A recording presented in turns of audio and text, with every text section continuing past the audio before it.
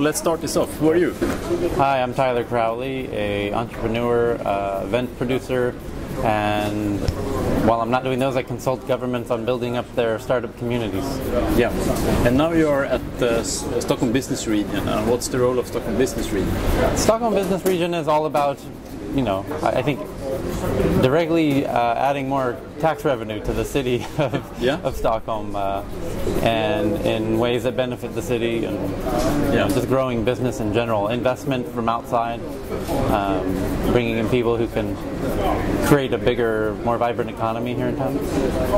We talked earlier, and you mentioned some experiences from LA. So what's your story starting in LA? Well, LA is an interesting story from a tech community standpoint. I think people everywhere recognize LA as a tech city now, but that wasn't true 3 years ago. But it came together rather quickly. And looking back, there was certain things that helped and really worked. And of course now there's cities all over the world that are trying to figure out how to build their tech communities, and so I take what happened in LA and I share the secret recipe as it is, and how to adapt that recipe in other cities like London and Stockholm and Santiago and how about London? Because we talked earlier about that as well. We were seeing some interesting things. I mean, the mayor actually got involved in the project there. Yeah. Well, yeah. Sometimes different cities around the world are having different levels of excitement about being a tech city. London's a great example where the mayor of the city just is very passionate about it. Even the Prime Minister of England, Cameron, is passionate about it. So when you're that focused at the highest levels, things will happen very quickly, as they have there. LA, was a more organic process until recently.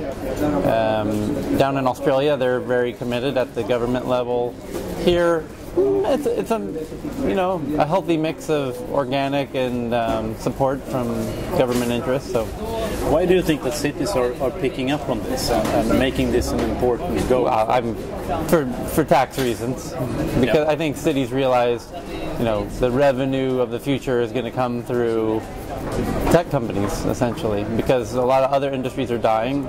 A lot of retail is not doing so. Retail is becoming tech, right? Like Amazon is replacing brick and mortar to a degree, slowly but surely, right? The online video content companies, Netflix and Hulu, are replacing, movie theaters or the video rentals. So everything's shifting online. Everything's shifting towards tech. So the conventional things are dying and tech is growing. So I think they're smart to really try and help it as much as they can. You also, in cooperation, you brought Jemima Kish over to Stockholm, right? And in an earlier interview with Jemima, she said that it was something like Jantelag. Have you experienced the Jantelag? What's your take on that famous Swedish phenomenon? I know, right?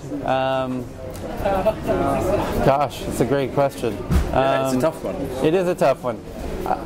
I'm a natural introvert myself, so I feel very at home here with these kind of social rules of,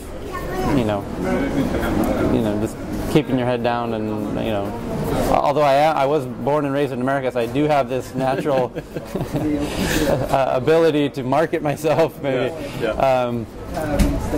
But I think, honestly, that I really appreciate both, and there's something to be learned from both. I think Stockholm is held back a little bit by the fact that the people here are quite, have a lot of humility about how accomplished things are here. Globally, Stockholm really stands out as something that is not appreciated to the degree that it should. There's a lot going on here, and it's. I think in the next 12 months, the world's going to realize it. Yeah, I mean, I was looking at. There was 2 blog posts by I hope now I pronounced the name McKenna in Stockholm, and he wrote 2 posts about how well designed that's right. the apps and the solutions were at the Stockholm Hack 13, right. the hackathon. And I was looking into the sites, and I was like, gosh, even if I'm living here, I was like, holy, this is so good. Yeah. So I think you can be a bit spoiled. I mean, both the business design factor on the processes, but also the level of surface and UX is yeah. Well, Stockholm has a unique characteristic in that design is kind of native here, like, and it's interesting. Like that's where the web and mobile use is going, is towards better design. So it works really well to Stockholm that design is so good here. So the timing is right. The fact that design is such a good thing here, and the web is really starting to appreciate that. And I think that is partly why Spotify, to me, is a design success. Yeah. It happens to be the best designed music experience. Yeah. To me, that's why it really works. And I think even though there's a great engineering background here, I think it's the design element that's really going to set the Swedish startups apart. Yeah, and get them the kind of global attention. Like, you know, it's similar to the Spotify example. ClickTail is another great example. Just brilliant detail to the design element of the user experience. I mean, and user experience is a function of design as well. So they go hand in hand. Yeah, I mean, it takes a lot of emotional courage to take away something. That's right. So it's good to have a tradition that says that. But this sounds crazy to say, and I never thought of it this way. But it's almost, and I mean this in a good way. It's like the IKEA nature of an iPhone app, like this simplified, you know, is heading the design aesthetic is heading this way, anyways. You just take away what isn't necessary and make the chair that works really well for everybody, and you know, and let's go on with it. So, what are your steps now? What are you doing now? You're starting some meetups. Could you elaborate a bit? Yeah, starting to produce an event, and actually have another one coming up here in Stockholm. It's a monthly event series, and this is one of the kind of key ingredients in a recipe for creating a good, strong community, is to have an event where the whole community can come together and promote each other and help each other in the same way that we have in LA. In LA, it's called Startups Uncensored, where everyone comes together uncensored and we get it out. And I love that brand, Startups Uncensored. It captures the idea perfectly. Same thing here. Stockholm really needed something that brings everybody together, because there's a ton of great events here, but the nature of the good events here is that they're generally exclusive. But so how do we make a all-inclusive event for, you know, everybody who's putting on these events, and let's bring the members of all of these smaller exclusive events together and talk about how we can help each other grow, you know, as a community, and promote each other internally, but also promote ourselves globally and build bridges to the other communities, you know, Silicon Valley and LA and London and Paris and Berlin.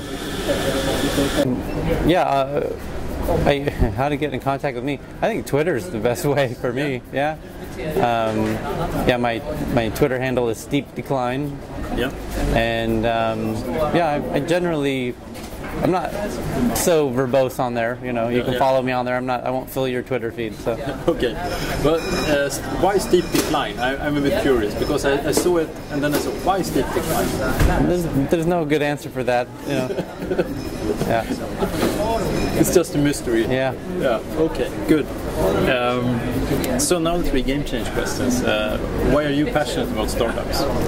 Why am I passionate about startups? Good question. Startups are the beginning of the next change in anything, right?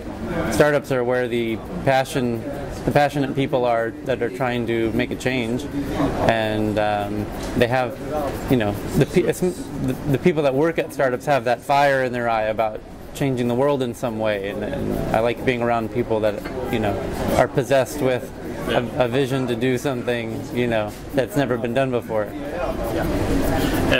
And what's the best way to kill a perfectly good startup? What's the best way to kill a perfectly good startup?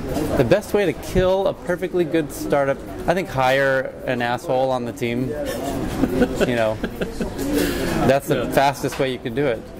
Because people, when you're working that hard, you have to be around people you like or at least respect. And if you bring somebody into the mix that people don't like, or more importantly don't respect, I think it can fall apart very quickly.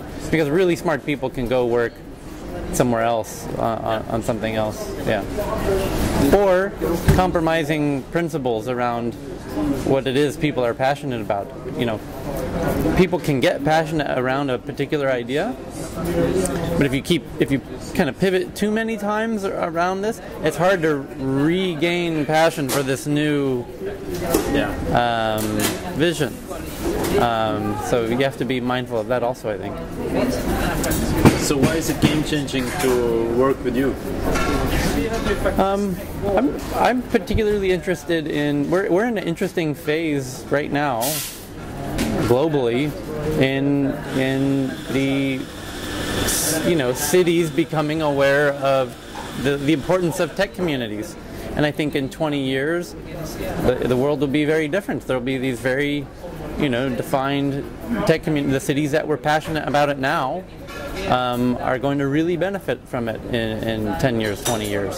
So who's the next, you know, Stockholm? Because I honestly think Stockholm in 2 years is going to be very much recognized. You know, what other cities are really interested, and it looks like Singapore is very interested.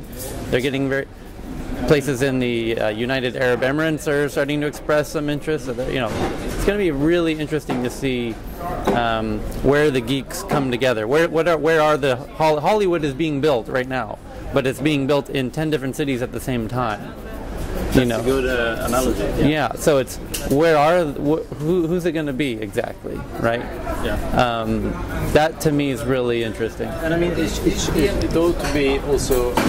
If you look at the cities, they will be interesting for lots of reasons, right? I mean, Berlin has a very nice party scene. That's right. Large art and cultural scene. That's right. Making Berlin attractive. Stockholm as well has such a scene and the nature and so it will be the whole package really of the city. That's right. Yeah.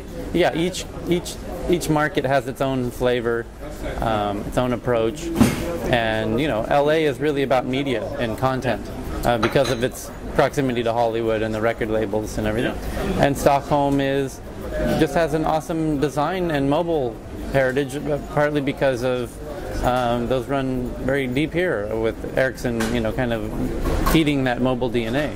Yeah. So, Tyler, thank you so much for your time. You're very welcome. Thank you.